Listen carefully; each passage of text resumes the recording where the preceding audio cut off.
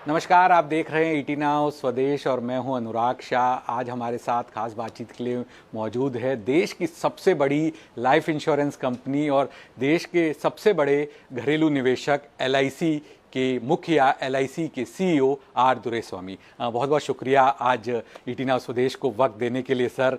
तिमाही नतीजों पर हम बात कर रहे हैं। मुनाफा जो है एलआईसी का 31% बढ़ा है पिछले साल के मुकाबले, लेकिन जो प्रीमियम में है कुछ जो ग्रोथ है वो इतनी ज़्यादा नहीं दिखी है, तो इसके पीछे क्या वजह रही, अगर आप हमारे दर्शकों को बता पाए। नमस्कार, आप सभी दर्शकों को भी हमारे ओर से नमस्कार। जैसे आपने कहे थे, हमारा मुनाफा 31% का बढ़ोतरी हम हर्ष पाए।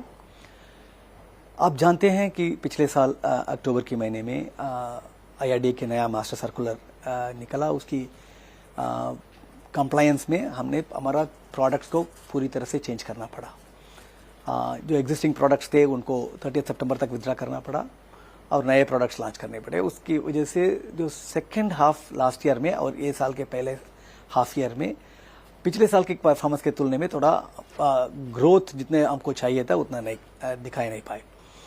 ये दो चीज़ें थी, एक तो लार्ज बेस थी, दूसरा ये नए प्रोडक्ट्स जिसमें हमने मिनिमम सम एश्योर्ड को 1 लाख से बढ़कर 2 लाख करा दिया।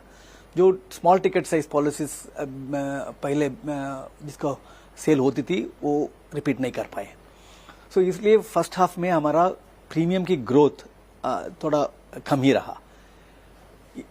मगर क्या हुआ, ये टिकट साइज बढ़ाने में और हमारा जो प्रोडक्ट्स की कंट्रीब्यूशन जो है वो बेहतर रहा, और उसके साथ साथ हमारा निवेश इनकम जो इन्वेस्टमेंट रिटर्न्स भी थी वो भी पिछले साल के तुलने में अच्छा रहा, और साथ में हमारा खर्चा जो है वो भी हम थोड़ा रैशनलाइज कर पाए।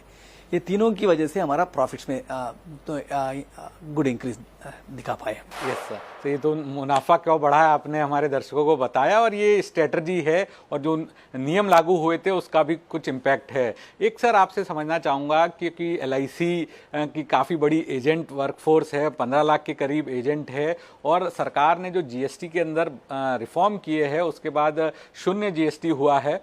कई सारी कंपनियां, प्राइवेट कंपनियों ने अपना कमीशन जो है वो कम कर दिया एजेंट का। तो एलआईसी एकमात्र इंश्योरेंस कंपनी है लाइफ इंश्योरेंस स्पेस में जिन्होंने अपने एजेंट्स का कमीशन नहीं बदला है। तो इसके पीछे क्या स्ट्रेटजी है और इसका क्या असर आप देखते हैं? जो जीएसटी में गवर्नमेंट ने जो रिफॉर्म लाए हैं, life insurance business individual life insurance पॉलिसियों के ऊपर जो जीएसटी था उनको बिल्कुल नील कर दिया, अभी एग्जम्पशन दे दिए हैं। हमने ये तय किया है कि इसका पूरा बेनिफिट जो है वो कस्टमर को हम पहुंचा दें।